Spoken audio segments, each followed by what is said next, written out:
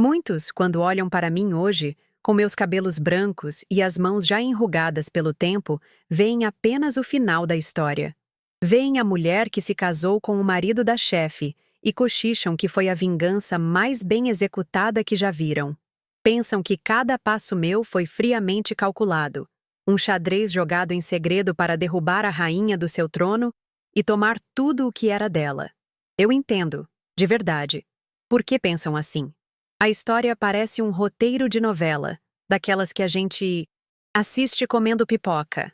Mas a verdade, meus queridos, raramente é tão simples ou tão glamurosa. A verdade não cheira a vitória planejada. Ela tem o cheiro de lágrimas engolidas na copa de um escritório, do frio na barriga antes de cada humilhação e da solidão de uma cidade grande que engole gente pequena como eu era. O que aconteceu não foi um plano. Foi um suspiro de alívio no meio de um sufoco que parecia não ter fim. Meu nome é Lourdes Almeida, e aos meus 78 anos, sentada nesta mesma cadeira, de balanço que Roberto, meu falecido marido, me deu no nosso primeiro aniversário de casamento, sinto que é a hora de desatar os nós da minha própria memória. Contar não para ser julgada ou aplaudida, mas para que talvez alguém, em algum lugar, se sinta menos só em suas próprias batalhas. A jornada que vou compartilhar com vocês começou há mais de 50 anos, em 1970. Eu era apenas uma menina de 23 anos, saída do interior de Minas, com uma mala de papelão amarrada com barbante e uma coragem, que era quase do tamanho do meu medo. São Paulo era uma promessa de vida nova, um gigante de concreto que, para uma moça como eu, parecia ao mesmo tempo um paraíso de oportunidades e uma armadilha prestes a se fechar. Mal sabia eu que encontraria os dois. E antes de eu abrir a porteira do passado, queria fazer um pedido que sempre aquece minha alma de avó. Me conta aí, de qual cidade, de qual cantinho deste nosso Brasil ou do mundo você está me escutando? Adoro saber até onde minhas memórias conseguem viajar. É como se eu sentisse que não estou falando sozinha, que tem mais gente sentada aqui comigo nesta varanda, com uma xícara de café na mão, pronta para ouvir. Porque o que eu preciso contar não é fácil. É uma história sobre a crueldade que se esconde atrás de um batom vermelho e de um cargo de poder. É sobre como o silêncio de uma pessoa pode gritar mais alto que a arrogância de outra. E, no fim das contas, é sobre descobrir que a nossa maior vitória, às vezes, não é derrotar o inimigo, mas sim construir uma felicidade que ele jamais será capaz de compreender. A tecelagem Fios de Ouro não era só um prédio, era um império erguido em tijolo e arrogância no coração de São Paulo. Todas as manhãs, ao descer do ônibus lotado, eu parava por um instante na calçada oposta só para olhar.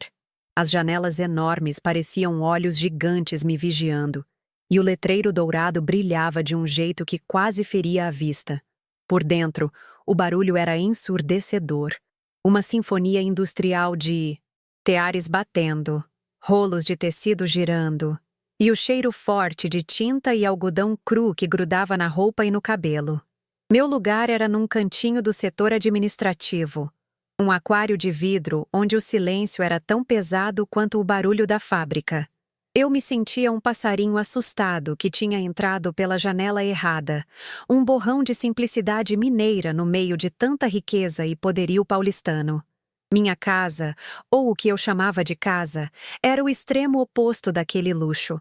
Eu morava num quarto, de pensão na Lapa, um cubículo com uma cama estreita, um armário que não fechava direito e uma janela pequena que dava para um muro mofado. O cheiro ali era outro, uma mistura de naftalina, feijão cozinhando no corredor e a umidade que subia do chão. O banheiro era coletivo, com hora marcada para o banho quente, e as paredes eram tão finas que eu ouvia o choro da vizinha de um lado e o rádio do vizinho do outro. Todas as noites eu me deitava naquela cama e sentia a distância entre o meu colchão de palha e os tecidos finos que passavam pelas minhas mãos durante o dia. Essa distância era o abismo que eu precisava cruzar, e o meu emprego era a única ponte que existia. A minha rotina era um ritual de sobrevivência. cronometrado para não dar margem ao erro. Acordava às 5, antes mesmo do galo pensar em cantar, para garantir minha vez no banheiro. Passava minhas roupas com um ferro a carvão emprestado, com um cuidado de artesã, porque sabia que minha aparência era o primeiro alvo. O trajeto no ônibus era uma batalha, um aperto de corpos e almas cansadas. Eu aproveitava o balanço do veículo para passar um batom discreto, a minha pequena armadura. Chegava na empresa 30 minutos mais cedo, só para organizar minha mesa, limpar minha máquina de escrever e respirar fundo antes que o mundo começasse a girar. Cada dia era uma prova, e eu sentia que não podia me dar ao luxo de tirar uma nota baixa, pois a reprovação significaria voltar para casa com o peso do fracasso nas costas. A dona de tudo aquilo, ao menos no meu universo, era Beatriz. Ela não andava, ela desfilava. Seus saltos anunciavam sua chegada como uma sirene de alerta, e o corredor se abria para ela passar como o mar se abriu para Moisés.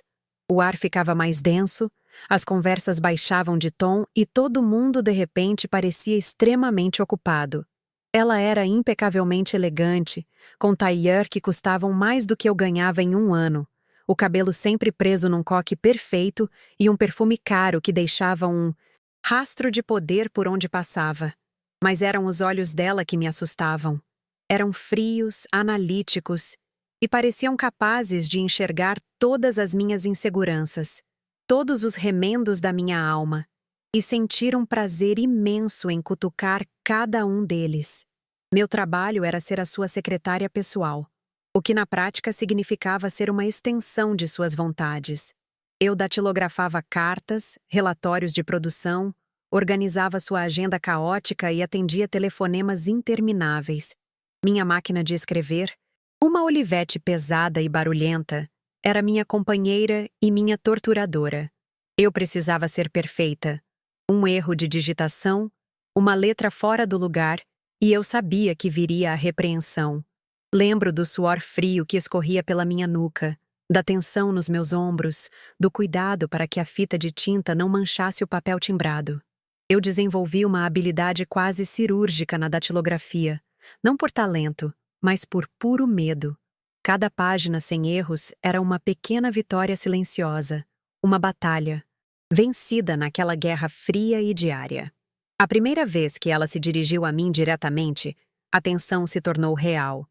Eu havia acabado de servir o café, como fazia todas as manhãs, e ao colocar a xícara em sua mesa, ela me olhou de cima a baixo e disse, com um sorriso que não chegava aos olhos: "Você fala arrastado, não é? Coisa de mineiro." E então se virou para uma visitante e completou: "É a nossa mineirinha.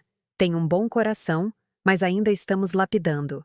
O diminutivo, a forma como ela me apresentou como um objeto a ser polido, me atingiu como uma pedra. Eu senti o meu rosto queimar, mas apenas assenti com a cabeça e voltei para a minha mesa, sentindo os olhares dos outros sobre mim. Naquele dia, eu deixei de ser Lourdes e fui batizada com o apelido que se tornaria minha marca e minha cruz. As noites na pensão eram o meu refúgio e, ao mesmo tempo, a minha prisão. A solidão pesava como um cobertor grosso.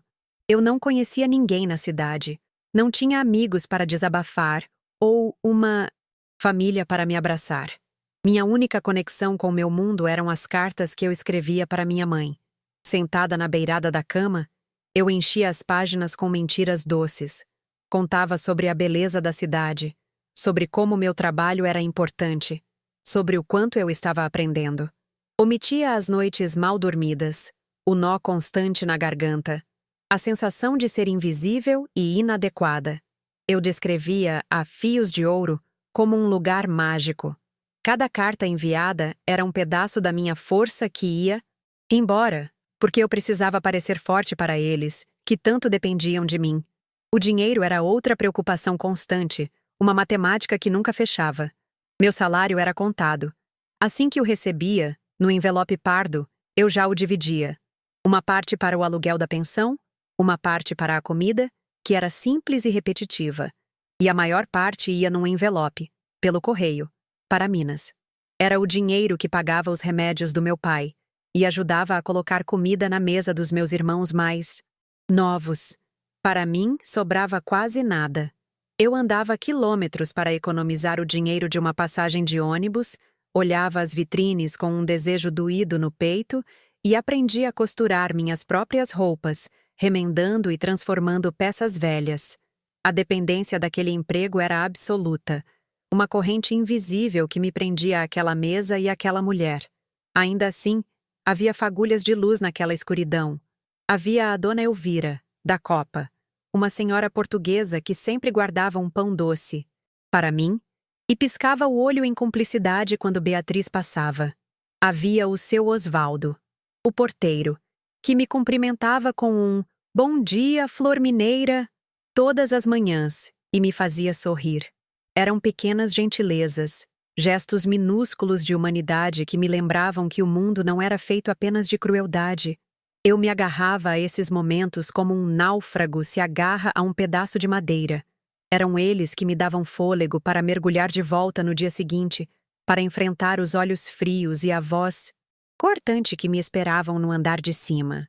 As outras moças do escritório, quase todas paulistanas, filhas de famílias estruturadas, pareciam flutuar por aquele ambiente com uma facilidade que me fascinava e intimidava.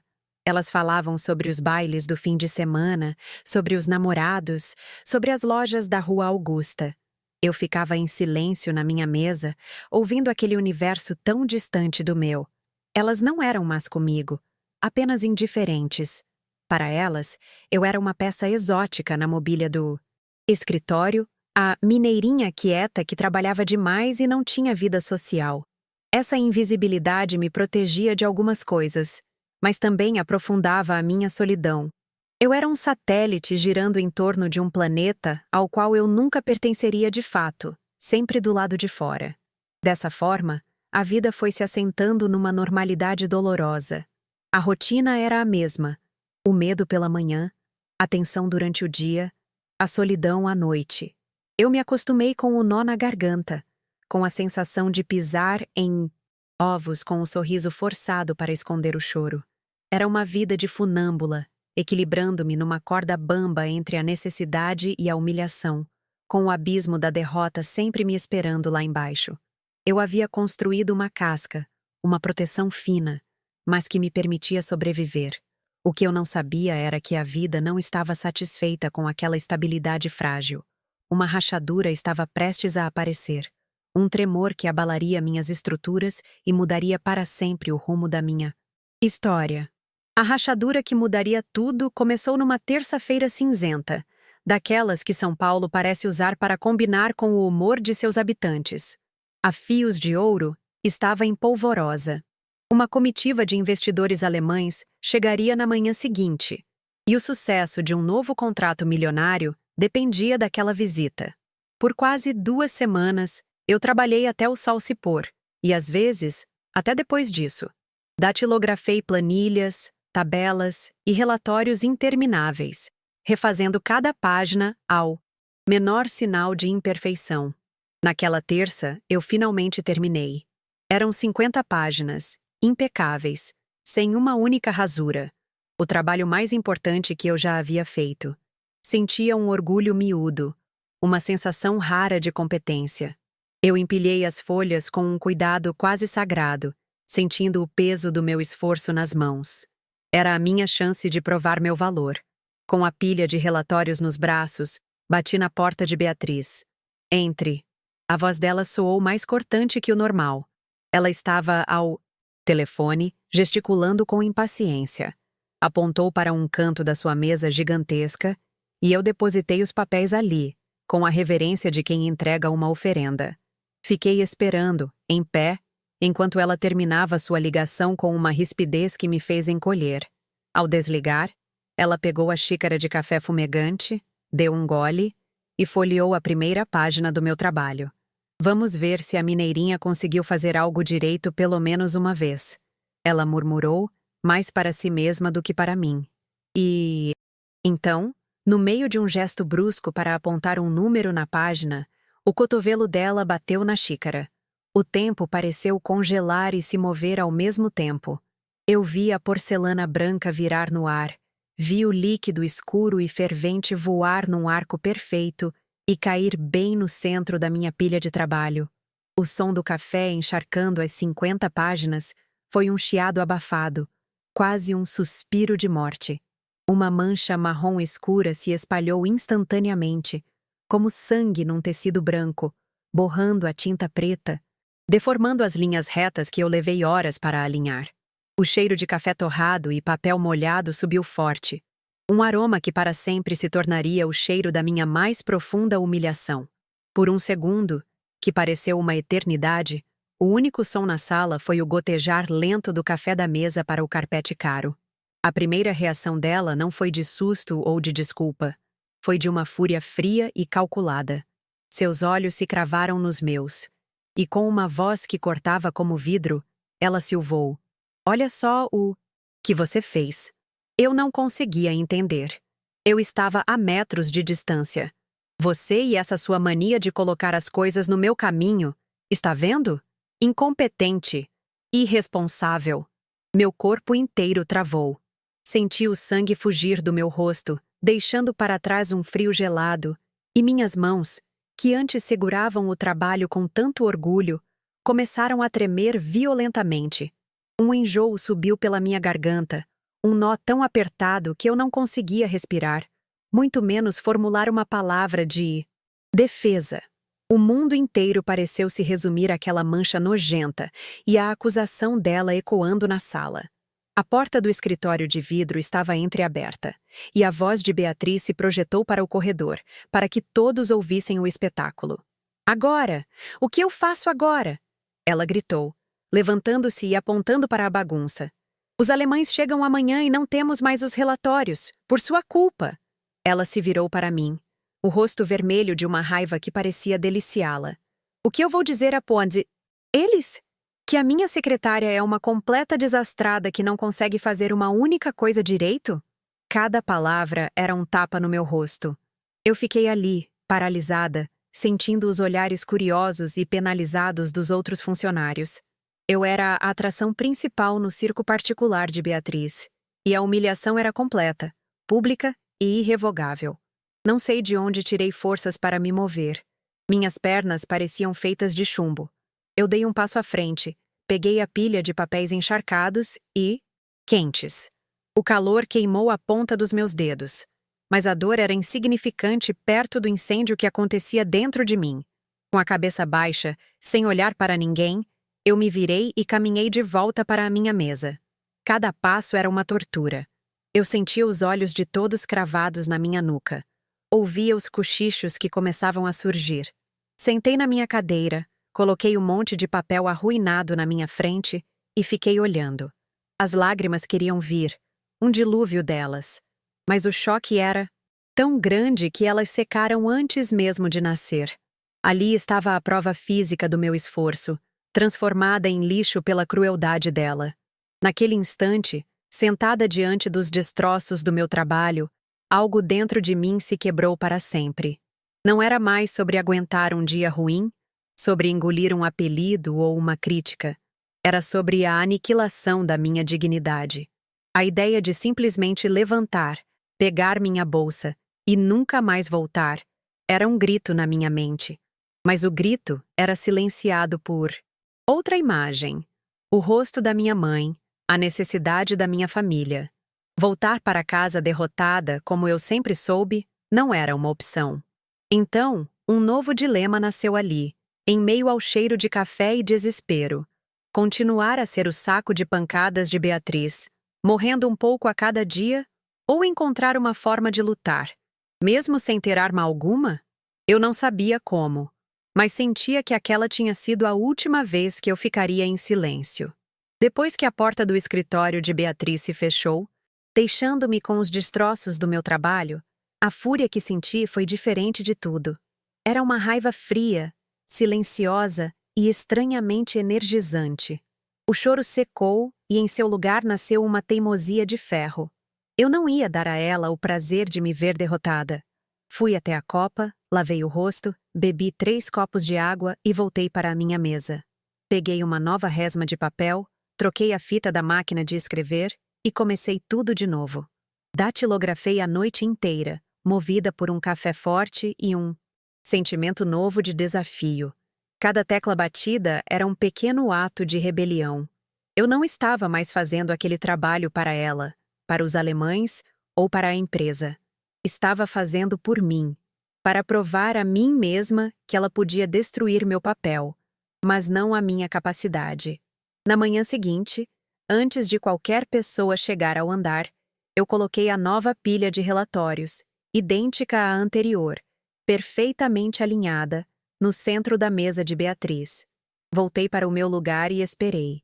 Quando ela chegou com seu habitual ar de superioridade, viu os papéis, folheou-os brevemente, e o que mais me doeu foi o que não aconteceu. Ela não disse nada. Não houve um obrigada, um como você conseguiu, nem mesmo um olhar de reconhecimento.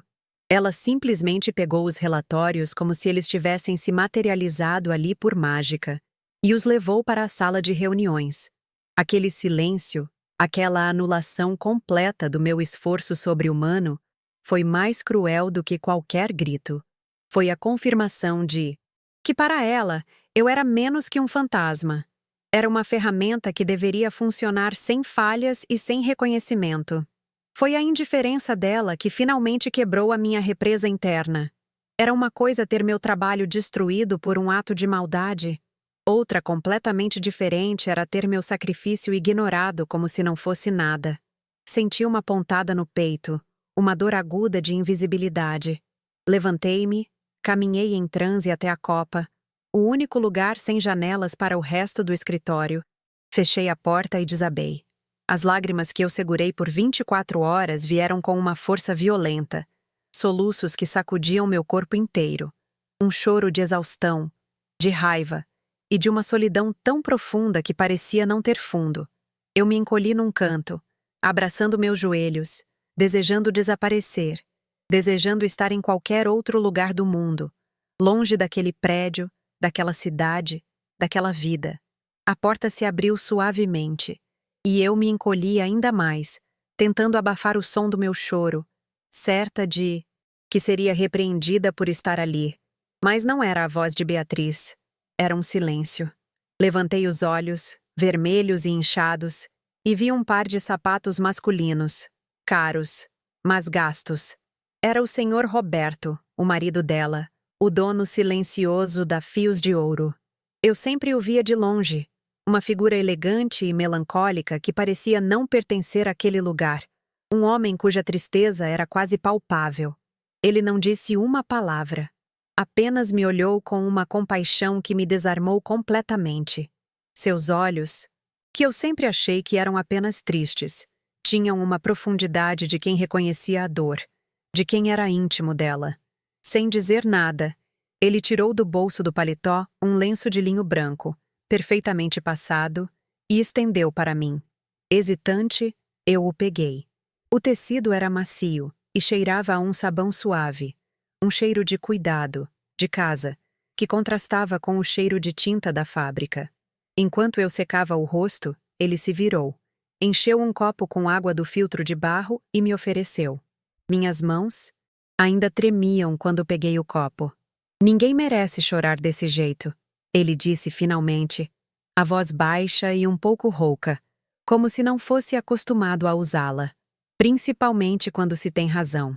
Aquelas palavras, a simples validação do meu sofrimento, foram como um bálsamo na minha ferida aberta. Foi a primeira gentileza que recebi naquela família. Os dias seguintes voltaram a uma normalidade tensa, mas algo havia mudado em mim. Aquele pequeno gesto de humanidade na copa tinha plantado uma semente de algo que eu não sabia nomear. Alguns dias depois, eu estava no Jardim dos Fundos durante meu breve almoço, comendo meu pão com mortadela, quando ele apareceu, supostamente para fumar um cigarro. Ele se sentou num banco distante, mas depois de alguns minutos perguntou em voz baixa se eu estava melhor. Eu apenas assenti. A conversa foi curta, sobre o clima, sobre uma roseira que teimava em não dar flores. Não era o que dizíamos que importava, mas o fato de que estávamos falando, criando um pequeno território neutro, um refúgio secreto em pleno campo inimigo. Esses encontros começaram a se repetir, nunca combinados, sempre disfarçados de coincidência. Uma troca de olhares no corredor, um bom dia mais demorado perto do bebedouro, alguns minutos de conversa na escada de serviço. Eram momentos roubados, carregados de uma eletricidade silenciosa. Descobri que ele almoçava mais tarde de propósito, esperando que o jardim estivesse vazio.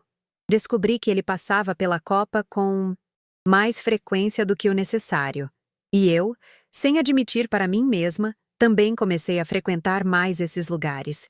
Aquele jardim feio, com suas roseiras teimosas, tornou-se o lugar mais bonito do mundo para mim. Era o nosso santuário, um lugar onde não éramos o dono e a secretária, mas apenas Roberto e Lourdes. Aos poucos, ele foi se revelando. Por trás da fachada de empresário rico, havia um homem sensível, que gostava de poesia e entendia de plantas. Ele falava com um carinho imenso sobre a fazenda onde cresceu, antes de sua família perder tudo e ele precisar se casar com Beatriz para se reerguer.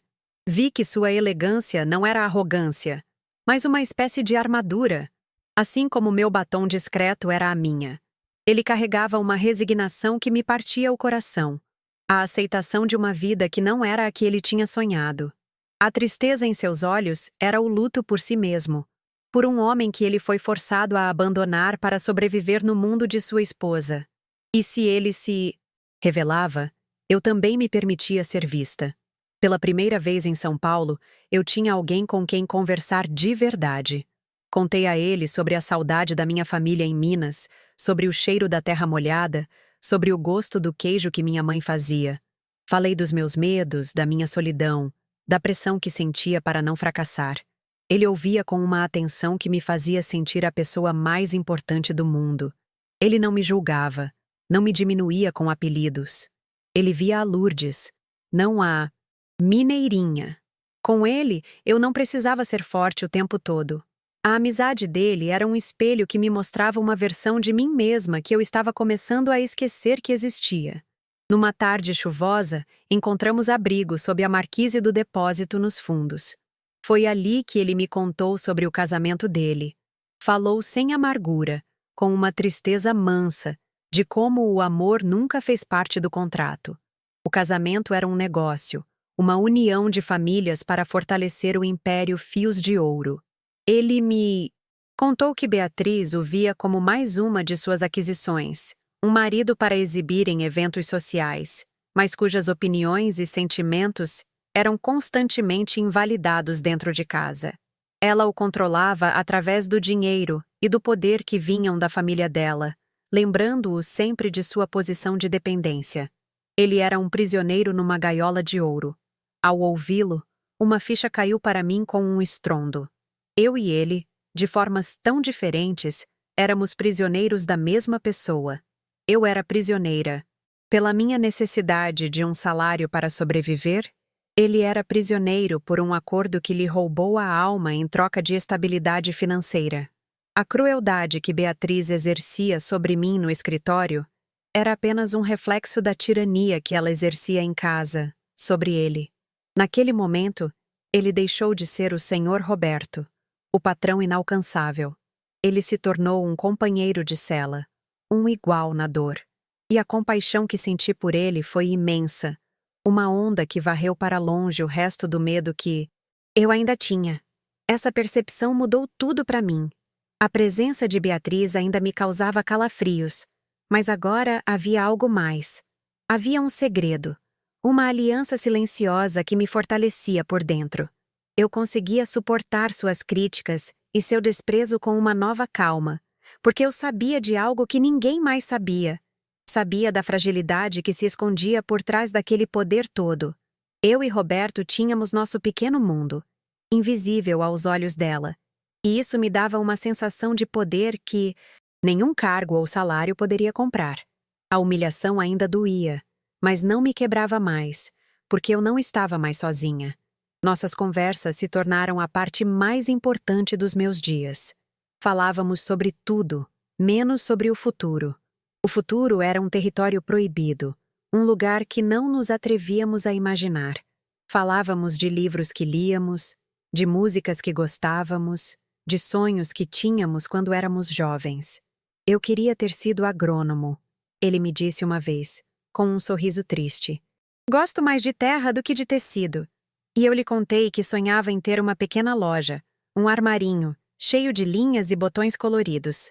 Eram conversas simples, mas que teciam entre nós um laço de intimidade e compreensão muito mais forte que os fios de ouro daquela fábrica. A cumplicidade se manifestava em gestos minúsculos. Um olhar trocado por cima dos ombros de Beatriz durante uma reunião. Um livro que ele deixava para mim na copa, com um bilhete disfarçado de marcador de página. Um doce de leite que eu trazia de uma loja mineira e deixava no jardim, no nosso banco. Eram pequenas transgressões, provas de que nossa conexão era real. E com essa cumplicidade, a natureza do nosso sentimento começou a mudar, a se aprofundar. A amizade começou a se colorir com algo mais quente, mais perigoso. O conforto da companhia dele começou a se misturar com o desejo de que aquela companhia não precisasse acabar no final do dia. O ponto de virada, para mim, foi numa tarde em que trabalhávamos sozinhos no arquivo, organizando notas antigas. Nossas mãos se tocaram por acaso ao pegarmos a mesma caixa de papelão. Foi um toque rápido, elétrico, mas que durou uma eternidade. Nós nos olhamos, e naquele olhar não havia mais apenas amizade ou compaixão. Havia uma pergunta, um reconhecimento, uma vertigem. Puxei minha mão de volta como se tivesse tocado em fogo, o coração batendo descontrolado no peito.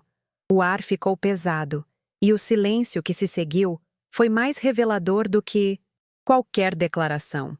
Ali, na poeira do arquivo, nós dois entendemos, sem precisar de uma única palavra, que estávamos apaixonados.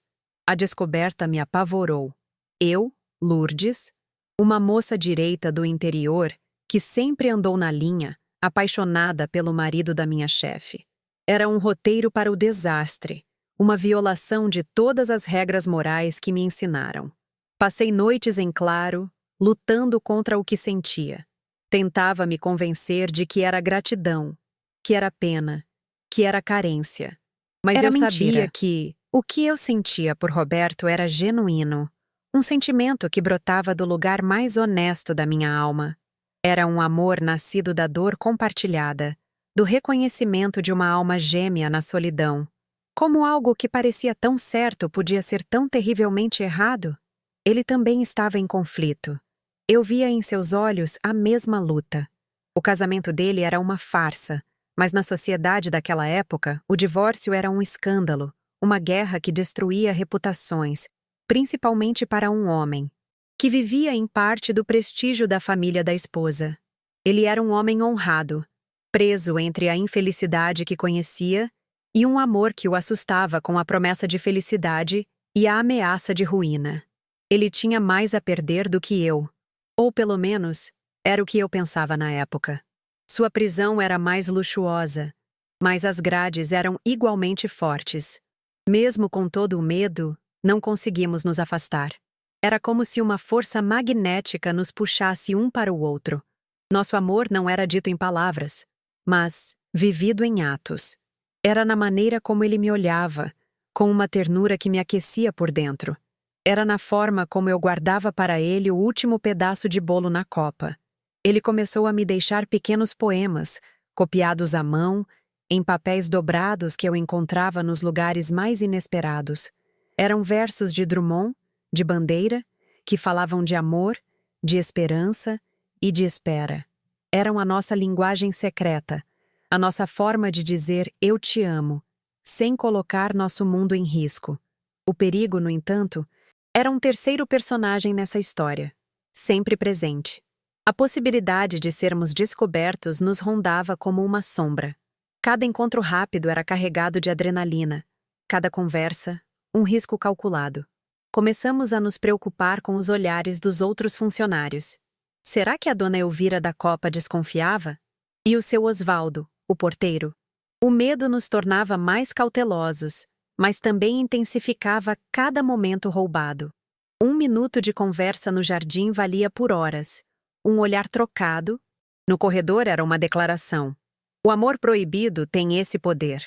Ele transforma o banal em extraordinário.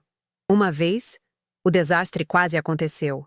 Estávamos conversando no jardim, mais perto um do outro do que o prudente. De repente, ouvimos a voz de Beatriz vindo pelo corredor, aproximando-se da porta de vidro que dava para o jardim. O pânico foi instantâneo. Num reflexo, Roberto derrubou seu maço de cigarros no chão e se abaixou para pegá-los, enquanto eu me afastei rapidamente e comecei a mexer numa folha seca de uma samambaia, fingindo um interesse botânico que eu não tinha. Beatriz abriu a porta, olhou para nós com seus olhos de gavião, e por um segundo, o mundo parou. "O que os dois fazem aqui?" ela perguntou, a voz gelada. "Apenas tomando um ar", Roberto respondeu, a voz surpreendentemente calma. Ela nos fuzilou com o olhar por mais alguns instantes e depois se virou. O alívio que senti foi tão forte que minhas pernas fraquejaram. Paradoxalmente, aquele amor clandestino me fez uma funcionária melhor. A felicidade secreta que eu nutria me deu uma armadura interna.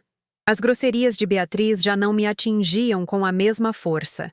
Eu conseguia encará-la, responder com uma eficiência polida e não mais com um medo servil. Eu não era mais a moça assustada do interior. Eu era uma mulher que amava e era amada. Esse conhecimento me deu uma dignidade que ela não podia mais arrancar de mim. Eu ainda precisava do emprego, mas não dependia mais da aprovação dela para me sentir uma pessoa de valor. Meu valor estava sendo reafirmado todos os dias, nos olhos do homem que ela chamava de marido. Nossas conversas começaram timidamente a tocar num futuro hipotético. Se a vida fosse diferente, ele dizia, e começávamos a sonhar acordados. Falávamos de uma casinha simples, com um grande quintal, onde ele poderia plantar suas roseiras, e eu poderia ter meu armarinho. Era um jogo, uma fantasia para nos ajudar a suportar a realidade. Mas aos poucos, a fantasia começou a parecer cada vez mais real, mais possível. O Isse começou a se transformar em um dia. A esperança, antes uma fagulha, agora era uma chama pequena, mas teimosa, que nos aquecia na escuridão de nossas vidas. Roberto começou a mudar. A tristeza em seus olhos deu lugar a um brilho de determinação. O homem resignado estava sendo substituído por alguém que ousava querer mais. Ele começou a se interessar mais pelos negócios, não pela empresa da família de Beatriz, mas por ideias próprias. Falava em começar algo, pequeno, do zero, algo que fosse verdadeiramente dele. Ele estava redescobrindo o homem que existia antes de seu casamento, e eu sentia um orgulho imenso de testemunhar essa transformação. Eu não estava apenas me apaixonando por ele. Eu estava ajudando a libertá-lo, assim como ele estava me libertando. Essa mudança mútua era a base do nosso amor. Ele me deu valor e eu lhe dei coragem. Ele me ensinou sobre poesia e eu o lembrei de como sonhar. Éramos dois náufragos que, em vez de se afogarem, juntos, aprenderam a construir uma jangada com os destroços de suas vidas.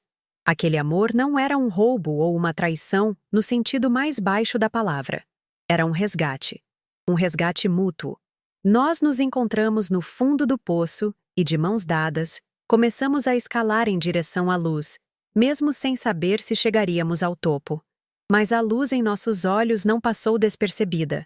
Beatriz podia ser cruel, mas não era tola.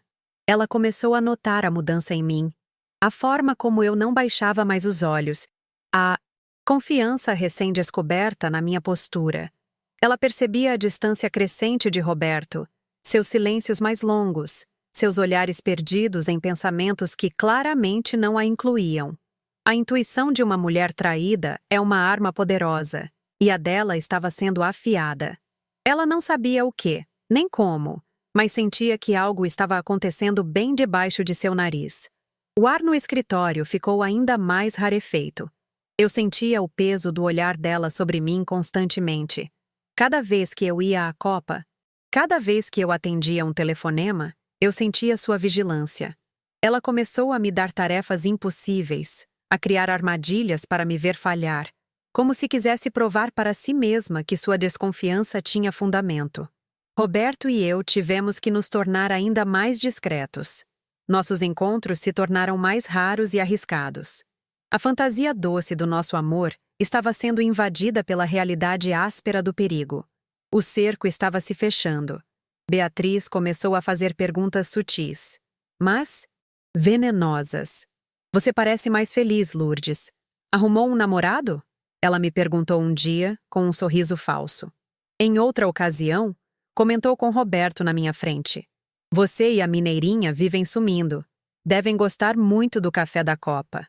Eram tiros de alerta, demonstrações de que ela estava no controle, de que ela estava observando cada passo nosso. A pequena jangada que construímos estava entrando em águas turbulentas e uma tempestade se formava no horizonte. Nossos últimos encontros secretos foram marcados por uma urgência e uma melancolia. A alegria deu lugar à preocupação. Temos que ter mais cuidado, ele dizia. Ela sabe. Eu sinto. Aquele amor, que tinha sido minha força e meu refúgio, agora se tornava também uma fonte de medo constante. Eu me pegava olhando por cima do ombro o tempo todo, meu coração saltando a cada vez que a porta do escritório se abria inesperadamente. A tensão era quase insuportável, um fio esticado prestes a arrebentar. O medo de perder o emprego era real, mas o medo de perder Roberto era ainda maior. Ele tinha se tornado o centro do meu universo, a única razão pela qual eu suportava acordar de manhã para ir àquele lugar. Eu amava aquele homem com uma intensidade que me assustava. Amava sua gentileza, sua alma de poeta, a forma como seus olhos sorriam mesmo quando sua boca estava séria. Eu amava o homem que ele era e o homem que ele estava se tornando por nossa causa. E a ideia de que a crueldade de Beatriz pudesse destruir isso era um pensamento que eu não conseguia suportar. Um dia, Roberto me encontrou na escada de serviço, o rosto pálido. Ela vasculhou minhas coisas. Ele disse, a voz tensa. Encontrou um dos poemas que te escrevi, um que eu tinha feito uma cópia e guardado na minha agenda. Meu sangue gelou. Não havia nome, não havia prova concreta, mas não era preciso. Beatriz era inteligente demais. Ela sabia. O poema era a confirmação de que seu marido tinha um mundo secreto, um mundo onde ela não era convidada. A partir daquele momento, sabíamos que não era mais uma questão de se, mas de quando a tempestade iria desabar sobre nós. A calmaria que antecedeu a tempestade foi a coisa mais assustadora que já vivi. Por 2 dias, depois que Roberto me contou sobre o poema, Beatriz me tratou com uma polidez gélida, quase robótica. O desprezo habitual era melhor do que aquela calma sinistra. Era a tranquilidade de uma predadora que já tinha encurralado a presa e estava apenas escolhendo o momento do bote. Eu sentia seus olhos em mim o tempo todo, mas quando eu a encarava, ela desviava o olhar com um sorriso mínimo, quase imperceptível. O ar na fios de ouro ficou irrespirável, denso com uma eletricidade que prometia um curto-circuito a qualquer momento. Eu sabia que o fim estava próximo. Eu só não imaginava que seria um espetáculo tão grandioso e tão público. A confirmação que ela precisava veio numa quinta-feira ao meio-dia. Desesperados por um momento de conexão, por um olhar que nos dissesse que ainda estávamos juntos naquilo. Roberto e eu nos arriscamos num último encontro no jardim. Foi rápido, quase mudo. Ele apenas segurou minha mão por 1 segundo, um aperto que dizia, eu estou aqui. E eu olhei para ele com toda a súplica do meu coração. Foi um gesto de náufragos se agarrando um ao outro. Não vimos a sombra na janela do 2º andar. Não percebemos a cortina se movendo. Mas eu senti um arrepio na espinha, uma sensação repentina de estar sendo observada.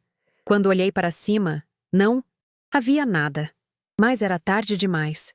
O bote estava armado. Na manhã seguinte, a execução começou. Eu estava na minha mesa tentando me concentrar, quando uma das moças mais novas do escritório se aproximou, o rosto pálido. Lourdes. Dona Beatriz quer a senhora na sala principal. Agora mesmo. Não era no escritório dela, era na sala principal. O grande vão aberto onde ficavam todas as mesas do administrativo, sob os olhares de mais de 20 pessoas. Meu estômago revirou. Era aquilo. Respirei fundo, levantei-me e comecei a caminhar. Cada passo parecia pesar uma tonelada. Senti todos os pares de olhos me seguindo, as conversas parando, o som das máquinas de escrever cessando uma a uma. Era a caminhada de um condenado em direção à sua própria guilhotina. Ela estava lá, no centro do salão, como uma atriz no palco, as mãos nos quadris, o queixo erguido, irradiando uma fúria contida que era quase visível. Ela esperou que eu chegasse bem perto, para que eu não perdesse nenhuma nuance do seu veneno. Quando parei à sua frente, o silêncio era total. Então é verdade, ela começou, a voz baixa, mas carregada de desprezo. Eu acolho uma coitadinha do interior, dou um emprego, uma oportunidade de ser alguém, e é assim que ela me agradece.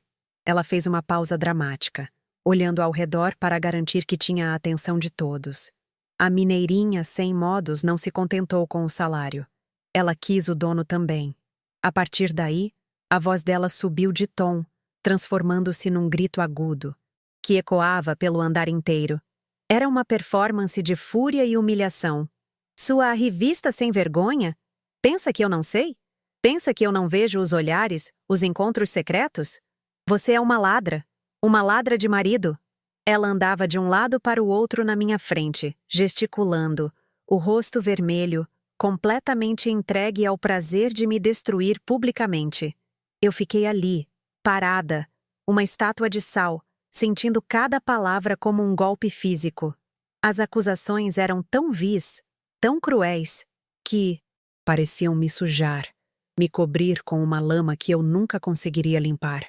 Eu queria gritar que não era nada daquilo, mas minha voz não existia mais. Eu sentia o meu rosto em chamas, mas o resto do meu corpo estava gelado. O mundo se afunilou. Os rostos dos meus colegas se tornaram borrões. Os sons se transformaram num zumbido indistinto dentro da minha cabeça. Eu estava completamente nua, exposta na minha vergonha, no meu amor proibido, e a única coisa que me mantinha de pé era o rigor da paralisia. Meu único desejo era que o chão se abrisse e me engolisse para sempre. Se essa parte da minha história te tocou, o momento em que meu mundo desabou em público, deixa seu comentário. Eu leio cada palavra com um carinho imenso, porque saber que vocês entendem a profundidade daquela dor me ajuda a curá-la, mesmo depois de tantos anos. Tendo esgotado seus xingamentos, Beatriz se aproximou e cuspiu a sentença final, com um sorriso de triunfo. Você está demitida. Agora. Quero que pegue suas coisas insignificantes e suma da minha empresa, suma da minha vida. Ela me deu as costas, um gesto final de desprezo, certa de sua vitória absoluta. Ela tinha me aniquilado na frente de todos, reafirmado seu poder e me descartado como lixo. O silêncio que se seguiu foi pesado, denso, preenchido apenas pela minha humilhação. Eu fechei os olhos, esperando a força para me virar e sair dali, para começar a longa e solitária caminhada para fora daquele prédio e daquela vida. Foi então que uma voz cortou o silêncio. Uma voz que eu conhecia tão bem, mas que nunca tinha ouvido com aquela firmeza, com aquela autoridade. Ela não vai a lugar nenhum. O tempo parou. Todos os rostos que até então estavam focados em mim viraram-se em uníssono para a entrada do salão. Roberto estava parado ali. Ele não parecia mais o homem triste e resignado que se escondia nos cantos. Seu terno estava alinhado, mas seus ombros estavam retos, e em seus olhos havia uma chama que eu nunca tinha visto. Ele não olhou para a esposa. Ele olhou diretamente para mim e começou a caminhar em minha direção, atravessando o mar de mesas e olhares chocados. Cada passo dele era deliberado, cheio de um propósito que fez o próprio ar vibrar. Beatriz se virou, boquiaberta, sem entender o que estava acontecendo. Roberto não parou para falar com ela. Ele continuou seu caminho até parar na minha frente. O mundo inteiro desapareceu e só existiam seus olhos, que me diziam para ser forte, que o socorro havia chegado. Então, ele fez algo que selou o destino de todos nós. Ele estendeu a mão e, gentilmente, tomou a minha. Minha mão estava trêmula e fria, mas a dele era quente e firme. Aquele simples toque foi uma declaração de guerra e um juramento de proteção. Segurando minha mão com firmeza, Roberto finalmente se virou para encarar Beatriz. O silêncio era tão profundo que eu podia ouvir meu próprio coração batendo. Ele olhou para a mulher que o humilhou por anos, e com a voz clara e ressonante para que todos, sem exceção, pudessem ouvir, ele disse a primeira frase que selaria o fim do império dela. Beatriz, a Lourdes não é sua funcionária a partir de hoje. Ele fez uma pausa, deixando a frase pairar no ar, permitindo que a confusão se instalasse no rosto da esposa. Então, ele desferiu o golpe de misericórdia, as palavras que mudariam nossas vidas para sempre. Porque ela vai se casar comigo. Se um raio tivesse caído no meio da fios de ouro, não teria causado um choque maior. Ouviu-se um suspiro. Coletivo, um ofego compartilhado por 20 pessoas. A humilhação, como um objeto pesado, foi transferida das minhas costas para as de Beatriz no tempo de uma frase. O rosto dela passou por uma transformação terrível. A fúria deu lugar ao choque. O choque à incredulidade. E a incredulidade a uma palidez mortal. Sua boca se abriu e fechou, mas nenhum som saiu. A máscara de rainha inabalável se rachou e caiu, revelando pela primeira vez a todos o que eu e Roberto já sabíamos. Por baixo de aquela arrogância, não havia nada além de uma mulher insegura e vazia. A humilhação, finalmente, tinha encontrado seu verdadeiro dono. Roberto não soltou minha mão. Com uma dignidade que calou qualquer comentário, ele me guiou para fora daquele salão, para longe dos olhares chocados e para longe da figura de Beatriz, que permanecia petrificada no centro de seu reino em ruínas. Atravessamos o corredor, passamos pela portaria onde seu Osvaldo nos olhou com um sorriso cúmplice e saímos para a luz do sol de São Paulo. Ao pisar na calçada, respirei fundo e pela primeira vez, o ar daquela cidade não me pareceu pesado e poluído, mas leve e cheio de promessas. Deixei para trás não apenas um emprego, mas uma versão de mim mesma que eu não queria mais ser. A vítima silenciosa, a moça assustada. Ao lado do homem que arriscou tudo por mim, eu não estava mais fugindo. Eu estava caminhando em direção à minha própria vida. Como era de se esperar, o divórcio foi um escândalo que alimentou as conversas da alta sociedade paulistana por meses. Nos jornais e nas rodas de fofoca, eu fui pintada como a vilã perfeita, a secretária ambiciosa, a oportunista do interior que seduziu o patrão para roubar sua fortuna. Li e ouvi coisas terríveis sobre mim, acusações que me feriam, mas que, estranhamente, não me destruíam. A diferença era que, desta vez, eu não estava sozinha para enfrentar a tempestade. Roberto estava ao meu lado, segurando minha mão com a mesma firmeza daquele dia, protegendo-me, não apenas da fúria de Beatriz, mas do julgamento do mundo. Descobri que a opinião dos outros perde muito de sua força quando se tem ao lado alguém que realmente acredita em você. 6 meses depois, nós nos casamos. Não houve uma festa suntuosa, nem um vestido de noiva caríssimo, nem colunas sociais. Foi numa manhã de sábado, num cartório pequeno e simples no centro da cidade. Nossos únicos convidados foram a dona Elvira, da Copa, que chorou mais que eu, e o seu Osvaldo, o porteiro, que serviu, de padrinho com a maior honra do mundo. Foi uma cerimônia que selou não um negócio ou uma união de famílias, mas a junção de 2 almas que se resgataram da solidão. A aliança de ouro fino no meu dedo pesava mais do que todo o império da Fios de Ouro, porque era um símbolo de um amor real, construído sobre a verdade e a compaixão. Com o pouco dinheiro que Roberto conseguiu salvar do litígio, começamos nossa própria vida do zero. Alugamos uma casinha modesta e, na garagem, montamos uma pequena tecelagem com 2 teares velhos. Ele entendia dos fios e dos negócios, e eu, com minha determinação e meu cuidado, administrava o pequeno escritório. Era um trabalho duro, de sol a sol. Havia dias de imensa dificuldade e incerteza. Mas havia também uma alegria imensa em ver cada rolo de tecido que produzíamos, em saber que cada centímetro daquele pano era fruto do nosso esforço conjunto. Não éramos mais empregados de um império. Éramos os construtores do nosso próprio pequeno reino. Um reino baseado no respeito mútuo. E assim vivemos por 45 anos. Nossa pequena tecelagem cresceu e se tornou uma empresa sólida, conhecida pela qualidade e não pelo tamanho. Tivemos 2 filhos maravilhosos, que cresceram correndo entre os rolos de tecido e aprendendo pelo exemplo o que era uma parceria de verdade. Nossa casa, que construímos tijolo por tijolo, nunca foi um palácio, mas sempre foi um lar, cheio de risadas, de cheiro de café passado na hora e de um amor sereno. O que Roberto e eu tínhamos não era a paixão avassaladora das novelas. Era algo muito mais profundo e duradouro.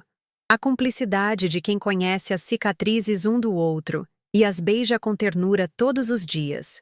Muitas pessoas, ao longo dos anos, ainda me perguntavam se o que eu fiz foi por vingança, se o meu objetivo final era fazer Beatriz pagar por toda a humilhação que me causou. Hoje, com a serenidade que a idade me traz, eu posso ser honesta. Talvez, lá no fundo do meu coração de menina ferida, houvesse um desejo de mostrar a ela e ao mundo que eu tinha valor.